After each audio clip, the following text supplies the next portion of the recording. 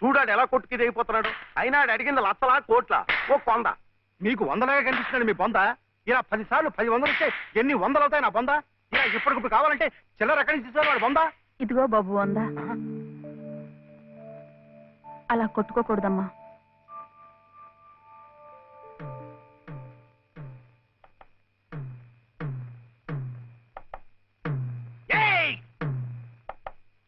ఉత్తు తరుపులే, ఆడేం చెయ్యడు పాపం.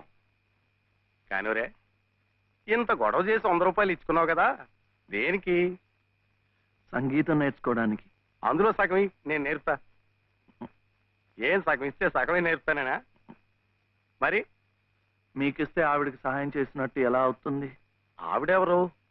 లలితమ్మ గారు. అదా సంగతి. బాగుందిరా. కానివరే, ఓ పెద్ద పేరున్న దర్జీ దగ్గరికి సీటీ కూడా అట్టుకెళ్ళి మంచి కోటు కుట్టమంటే బాగోదు.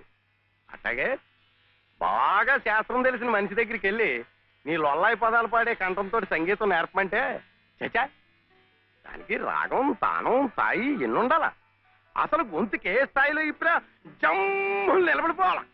అప్పుడు ఆవిడ ఏమైనా నేర్పినా నువ్వేమైనా నేర్చుకున్నాను